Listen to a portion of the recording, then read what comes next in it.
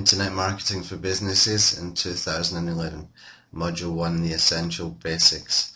Hi, my name is Tony Hayes. I'm from a company in London called Local Buzz Marketing.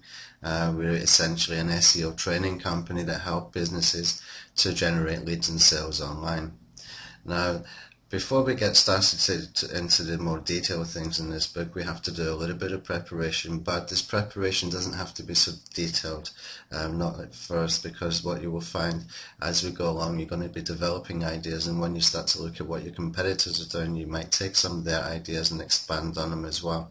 So what I want to do is just to get a brief overview first, and I want to make this a short book, but actionable. I want to make this less fluff, more good information, more actionable tasks that we can just keep moving on and keep moving forward, and you can come back and reference this book at any point that you choose later according to whatever subject that you need. Okay, now also this book will come with a video training course as well. So for each actionable step that we're doing, if it's an SEO strategy, if it's a marketing strategy, there will be some over-the-shoulder training where you can watch me doing specific tasks. So make sure that you understand that you can go to the website and register there, sign in, and you'll have access to those videos as well, which should help you quite a lot. Now, before we get started, I've got some very, very basic questions that you need to be able to start to think about right now. Okay, now again, it doesn't have to be very, very detailed. I just want to give you a brief introduction to the way that we should be thinking, and even if you get this part wrong right now, don't worry, you will get it right later, but I just want to help you to start thinking in the right direction from the very get-go, from the very beginning. Okay.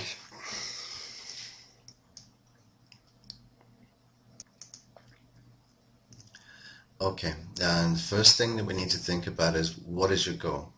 If you want to have a website online, what is the goal? What is the purpose? It's not a trick question. Let me explain how I would go about it if it was from me myself, and maybe this will give you a better idea. Perhaps your goal is to generate leads, and your goal generating leads might be through collecting email addresses, or it might be through collecting telephone numbers and getting people to call you. Your goal might be to have an e-commerce website where you're selling physical goods online. That can be delivered. Your goal could be an e-commerce site that is selling products or services online that is more of a digital nature. So I just want you to understand the basics of what is your goal right now. It's not a trick question. It's not something you have to think long and hard about. Just think to yourself. I mean, if you're a plumber, for example, then you just want to be generating leads, probably from phone calls. You might not want people coming into sending you an email address. That's probably not much good for you to follow up on that kind of thing, but you know, you could be offering professional services, and email makes more sense than getting phone calls. That way you can sell to people multiple times. Alright, so just first of all, think, what is your goal? Take a note of it, and we can think about that more as we go along and as we look at your competitors as well. Okay, number 2, who are your target customers? Okay, it sounds like a very simple question. There isn't any trick to it. It is actually a very simple question. Who are your target customers? Are they people locally? Are they people nationally? Are you looking worldwide? Remember, the further afield you go, the harder it's going to be, because it's more competitive, and it might be better to try and start locally first and do what we call geo-targeting. Okay, so I want you to start thinking, who are your customers? Are they people who are going to spend money with you immediately? Are they people who need multiple sales messages before you can start to get a return on investment? Start to think of all those things right now, but it will all become clearer as we go through the book. Okay. Number 3, who are your competitors, both locally and nationally? Now, these are the people who will be ranking where you want to be ranking in the search engines. These are the people who are attracting the customers online that you would like to be attracting online. Find out who they are, find out what they're offering to people, and get some ideas. Just a general overview. Again, it's not a trick question.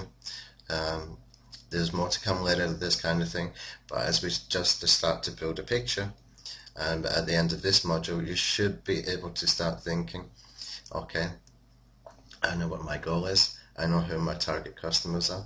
I know that I want to target either locally or nationally, and I know how my competitors are targeting these people. I've already got ideas of what they're doing. I can take their ideas and I can expand on them and make them better. That's the whole point of doing this module 1, the essential basics. Okay. So find out how your customers are finding your top competitors. Maybe they're finding it out through things like competitions, or is it only search engine rankings, or are they doing very strong social media on Facebook or Twitter? Try and find out how your customers are finding your top competitors online. What are your competitors online are doing to attract those customers? Is it search engine rankings? Is it social media? Find out, and just as much as you can understand right now, try to understand it, and also sign up for everything that they're doing. Get a copy of the newsletters and stuff like that, because we're going to need that later. Okay. So next point is to take all of those above, get a broad overview, and think to yourself, what is your unique selling point? Now, I'm not trying to give you business marketing 101 here. You probably already know that you need to have a USP, or should have a USP, to stand out from your competitors, but sometimes that's just not possible. Maybe you are just doing plumbing services. You know, what do we do with plumbing services to make it different? I don't know. But perhaps you can do a different USP as far as online marketing. And a different USP can be the way that you contact people. It can be the offers that you're making. It can be giving good quality information so that you can get their email in exchange for that information. Whatever it might be, just start to think, what could your unique selling point be as far as online, for people who come online? Maybe it's a discount. Maybe it's a point system. Yeah, who knows? Whatever you can think of, just start to think about that right now. Okay. And then I want you to think, what can you give that your competitors are not giving online? So once you've had a look at your competitors, you can see if they're offering something that you could be offering, but perhaps that you could take this a little bit further or a little bit better. But put yourself in the customer's place and not the competitor's place, okay?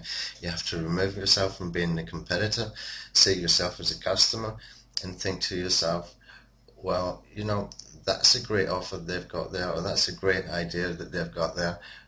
Me as a customer, I would prefer to have this, this, or this. And then you can go into your competitor's role and think, okay, a customer would probably like certain things extra, or that thing taken away, or maybe a different approach, and then you can start to put it together. So you have got a USP, you have got something that your competitors are not offering online, and that is going to help us as we start to move up the search engines.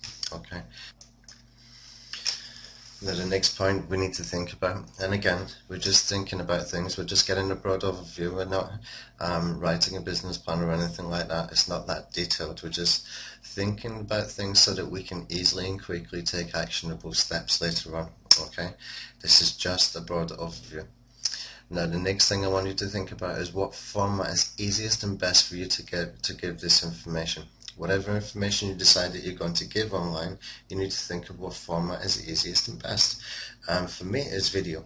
I can make these little PowerPoints and I can talk using a screen capture software called Camtasia, and I can knock out content very, very quickly.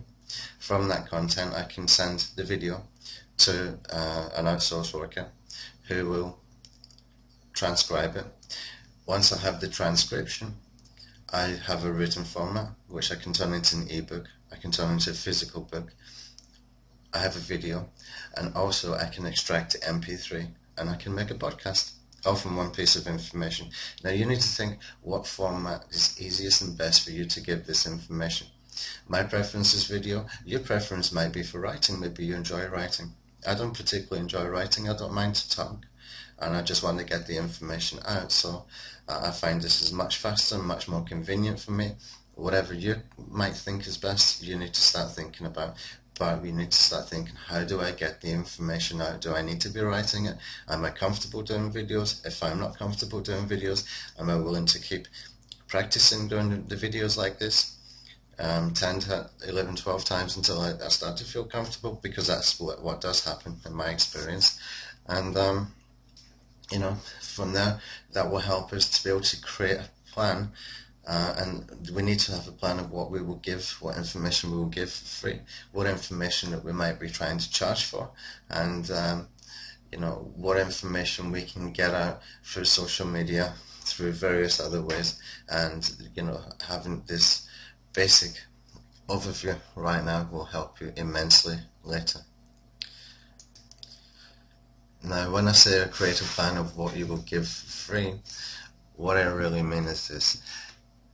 The currency online today, the real currency online today and in marketing today is people's time, okay? There are lots of good marketing messages and there's a lot of competition for limited resources, which is people's time, okay? And involved in that later comes, people making purchasing decisions which could essentially bring more revenue into your business.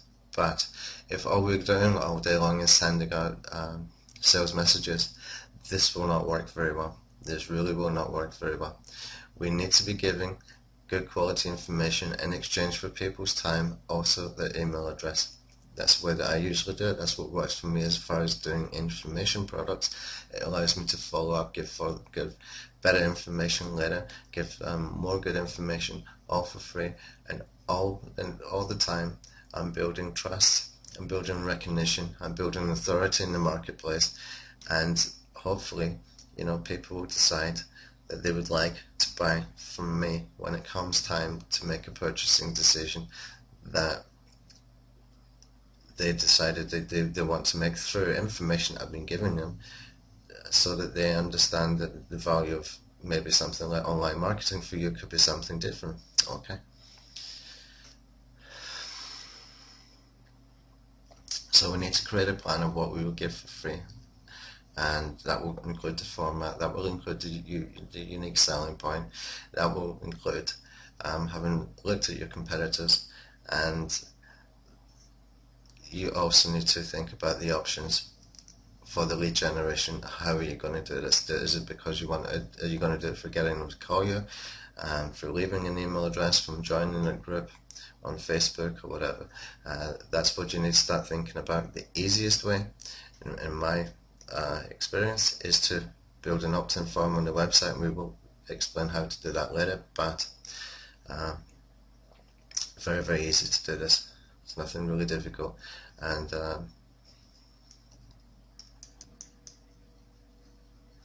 okay, module 2, keyword research.